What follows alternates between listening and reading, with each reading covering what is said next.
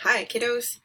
Today I'm going to read you First Pages Fridays out of Beverly Cleary's book, Ramona, Quimby, age 8.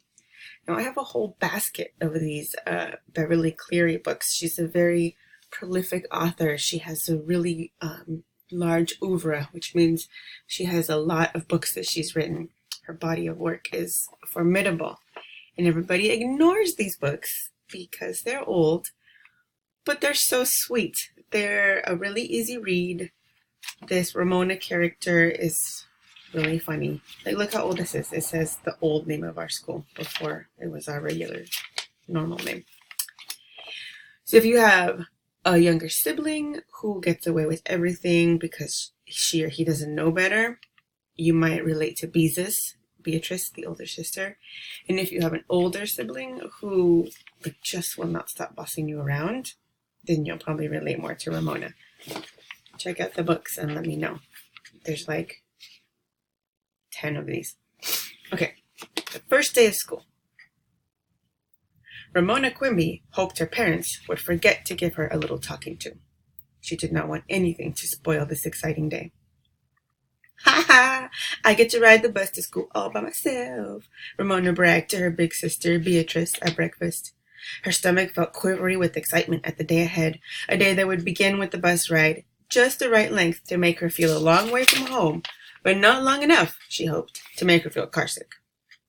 Ramona was going to ride the bus, because changes had been made in the schools in the Quimby's part of the city during the summer. Glenwood, the girls' old school, had become an intermediate school, which meant Ramona had to go to Cedarhurst Primary School. Ha ha yourself! Beezus was too excited to be annoyed with her little sister. Today I start high school. Junior high school, corrected Ramona, who was not going to let her sister get away with acting older than she really was. Rosemont Junior High School is not the same as high school, and besides, you have to walk. Ramona had reached the age of demanding accuracy from everyone, even herself. All summer, when a grown-up asked what grade she was in, she felt as if she were fibbing when she answered third, because she had not actually started the third grade.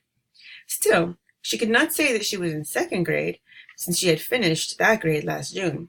The grown-ups did not understand that summers were free from grades. Ha ha to both of you, said Mr. Quimby as he carried his breakfast dishes into the kitchen. You're not the only ones going to school today.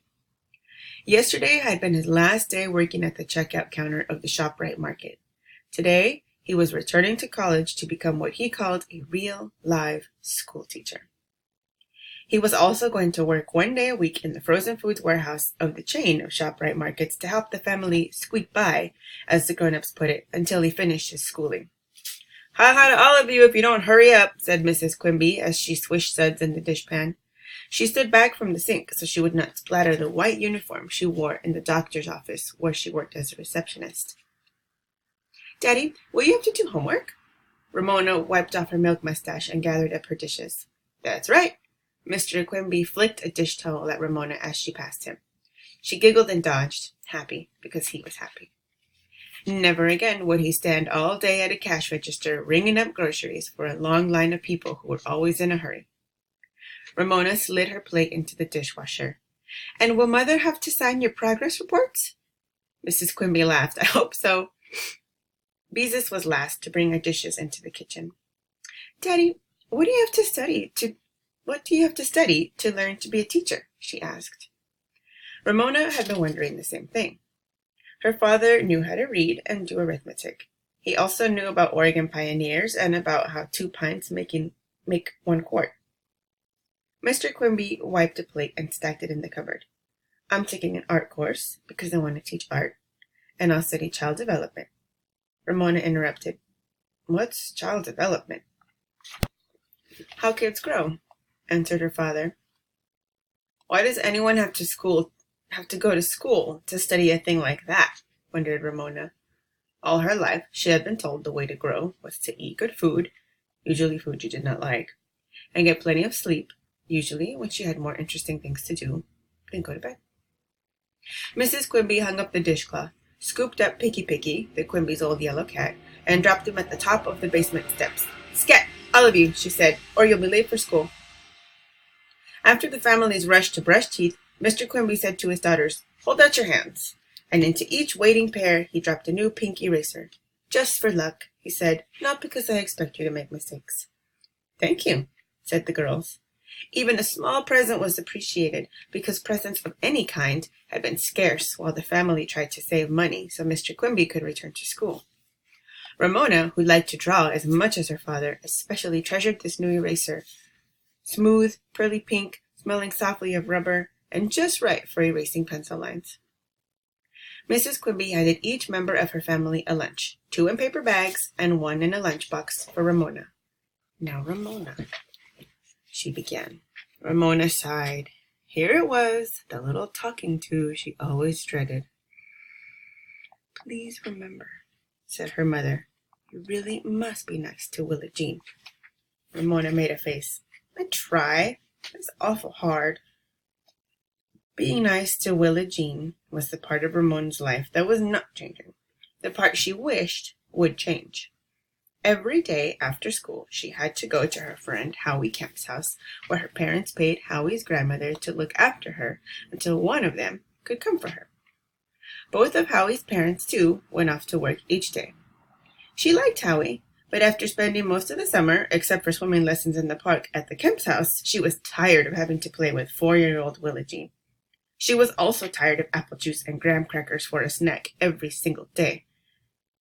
"No matter what Willa Jean does," complained Ramona, "her grandmother thinks it's my fault because I'm bigger. Like the time Willa Jean wore her flippers when she ran under the sprinklers pretending she was a mermaid on the tuna fish can, and then left big wet footprints on the kitchen floor. Mrs. Kemp said I should have stopped her because Willa Jean didn't know any better." Mrs. Quimby gave Ramona a quick hug. "I know it isn't easy, but keep trying." When Ramona sighed, her father hugged her and said, "Remember, kid, we're counting on you." Then he began to sing. "We've got high hopes, try hopes by cherry and July hopes." That's actually a song, I think. Ramona enjoyed her father's making up new words for the song about the little old ant moving up the rubber tree plant, and she liked being big enough to be counted on. But sometimes, when she went to the Kemps, she felt as if everything depended on her. If Howie's grandmother did not look after her, her mother could not work full-time. If her mother could not work full-time, her father could not go to school. If her father did not go to school, he might have to go back to being a checker, the work that made him tired and cross. Still, Ramona had too many interesting things to think about to let her responsibility worry her as she walked through the autumn sunshine toward her school bus stop. Her new eraser in hand, new sandals on her feet, that quivery feeling of excitement in her stomach, and the song about high hopes running through her head. She thought about her father's new part-time job zipping around in a warehouse on a forklift truck, filling orders for orange juice, peas, fish sticks, and all the other frozen items the markets carried. He called himself Santa's little helper because the temperature of the warehouse was way below 0 and he'd have to wear heavy padded clothing to keep from freezing. The job sounded like fun to Ramona. She wondered how she was going to feel about her father's teaching art to other people's children and decided not to think about that for a while. Instead, Ramona thought about Beezus going off to another school where she would get to take a cooking class and where she could not come to the rescue if her little sister got into trouble. As Ramona approached her bus stop, she thought about one of the best parts of her new school. None of her teachers in her new school would know she was Beatrice's little sister. Teachers always liked Beezus. She was so prompt and neat. When both girls had gone to Glenwood School, Ramona often felt as if teachers were thinking, "I wonder why Ramona Quimby isn't more like her big sister." What happens on the first day of school? What happens with Beezus? Does she adjust to middle school well? Junior high is what we used to call middle school when it was only 7th and 8th grade.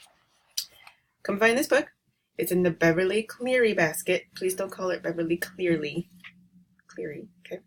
And maybe you'll be the person that finds this bookmark. How long do you think this has been in there? We'll talk. Ramona, her dad, the mom. I have questions for you.